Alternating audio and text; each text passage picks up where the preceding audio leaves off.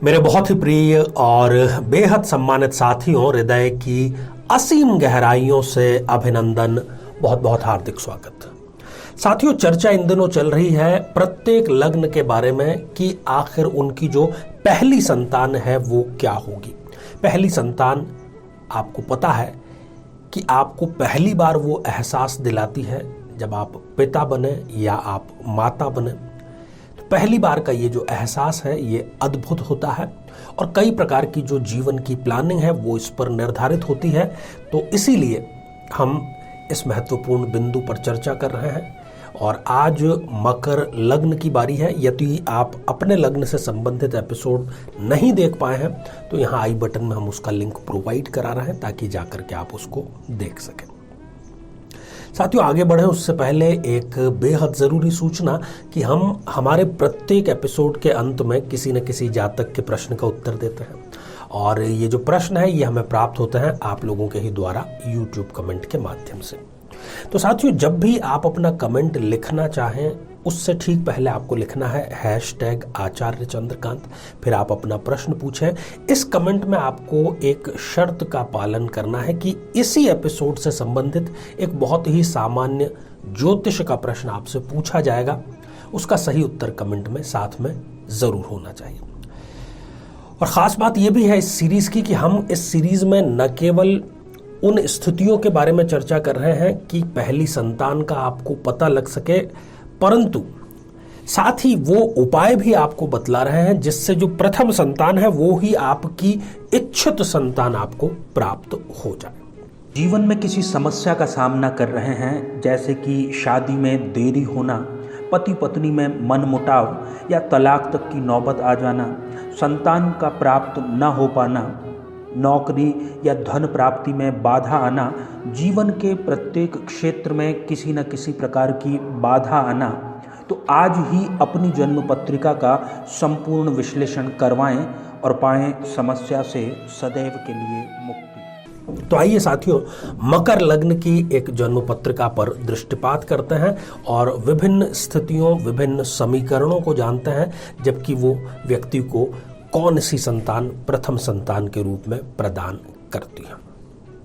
तो साथियों, ये 10 नंबर से प्रारंभ हो रही है और ये मकर लग्न की जन्म पत्रिका है और मकर लग्न में शनि जो है वो लग्नेश बनते हैं, लग्न के वो स्वामी बनते हैं। प्रायः आमतौर पर जो मकर लग्न का जातक या जातिका है वो अति उत्साहित होता है, परिश्रमी बहुत ज्यादा होता है। हालांकि जीवन अगर कुछ योग कारक अच्छी स्थितियां ना हो तो लगभग सामान्य या कई बार तो संघर्षपूर्ण भी रहता है। मकर लग्न व्यक्ति को अंदर ईर्ष्यालु स्थिति या बदला लेने की प्रवृत्ति भी कई बार इनके मन में घर कर जाती है। खैर, हम बात करते हैं अपने मुद्दे की, प्रथम संतान की। तो प्रथम संतान है तो सबसे पहले हमें पंचम भाव का विश्लेषण करने के लिए हमें देखना होगा कि यहाँ पर क्या स्थितियां हैं, कौन से ग्रह हैं।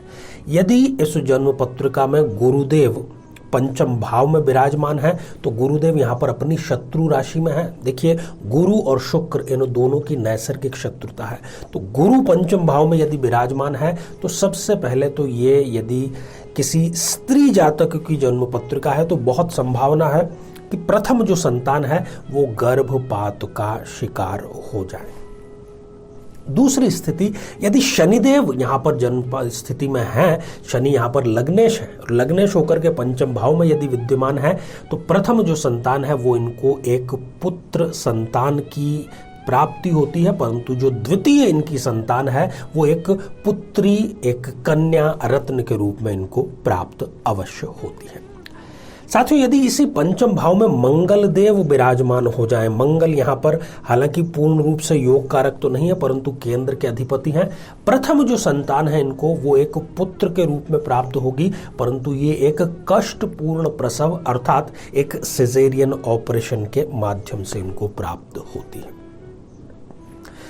साथियों, यदि इसी पंचम भाव में शुक्रदेव विराजमान हो तो शुक्र यहाँ पर स्वग्रही हो गए हैं और ये इसको एक कन्या संतान, एक कन्या रत्न से नवाजेंगे प्रथम संतान के रूप में ही, और वो इनके लिए भाग्य के कई रास्ते लेकर के आएगी।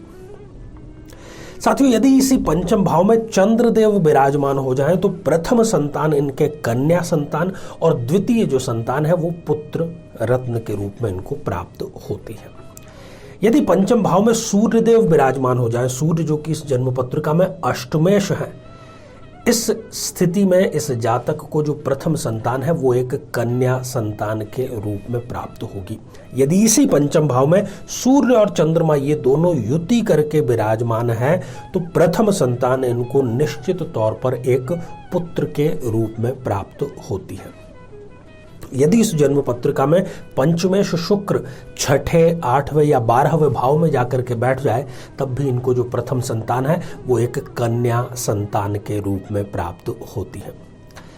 साथियों, अब थोड़ा सा लग्न पर भी दृष्टिपात कर लेते हैं। यदि लग्न में शुक्र और मंगल इन दोनों की युति है तो इनको प्रथम संतान एक पुत्र संतान के रूप में प्राप्त होगी, और लग्न में यदि अकेले मंगल देव भी बैठे हैं तो पुत्र की इनको प्राप्ति अवश्य होगी, परंतु बहुत ज्यादा देर के बाद में।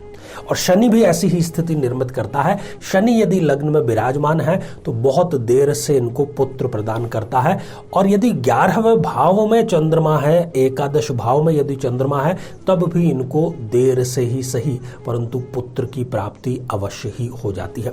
यदि लग्न में सूर्य और चंद्रमा इन दोनों की युति है, दोनों यहां पर युति करके यदि विराजमान है, तब भी जो इनको प्रथम संतान है वो कन्या रत्न के रूप में प्राप्त होती है। सूर्य और राहु ये दोनों यदि युति करके लग्न में विराजमान है तब भी इनको प्रथम संतान एक कन्या संतान के रूप में प्राप्त होती है।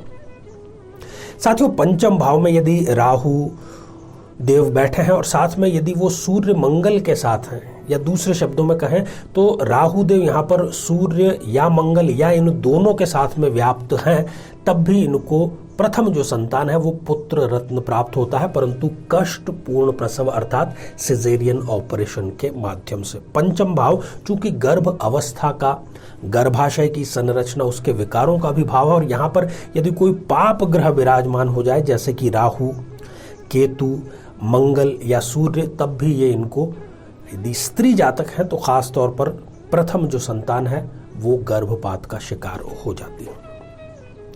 बात द्वितीय भाव की भी थोड़ी सी आवश्यक है, क्योंकि यहां पर हम देख रहे हैं कि लग्नेश और द्वितीयेश दोनों ही शनिदेव हैं। द्वितीय भाव में बैठे हुए शनिदेव भी प्रथम संतान का गर्भपात कराने की यहां पर कार्य करते हैं। तो साथियों, हमने एक उपाय आपको बतलाने का वादा किया था कि जिस उपाय के माध्यम से आप प्रथम संतान ही अपनी मनोवांछित संतान के रूप में प्राप्त कर सकते हैं। जैसे ही आपका कंफर्मेशन होता है कि आप गर्भवती हैं, आपको और आपके पतिदेव को लगातार 3 माह, देखिए ये प्रथम 3 माह जो है वो गर्भ अवस्था, शिशु के स्वास्थ्य सबके लिए अत्यंत महत्व के होते हैं। तो इन 3 माह में आपको प्रातःकाल स्नान आदि करके पति पत्नी दोनों को ही केले के पौधे में हल्दी मिश्रित जल समर्पित करना है, और उसके पश्चात आपको विष्णु सहस्त्र नाम का पाठ करना है। दुनिया की कोई ताकत रोक नहीं सकती आपको अपना इच्छित संतान प्राप्त करने में। एक और बात, जिन जिन ग्रहों की हमने बात की है उसमें यदि कोई ग्रह 0 डिग्री का या 28-29 जैसी अंतिम डिग्रियों का है, तब फिर वो बात फलीभूत नहीं होगी जो कि हमने आपको अभी बतलाई है।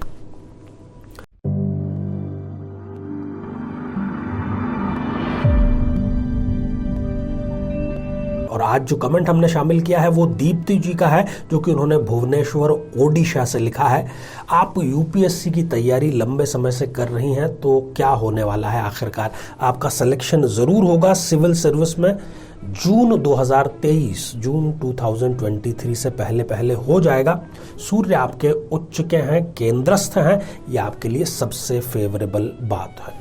तो ढेर सारी आपको शुभकामनाएं।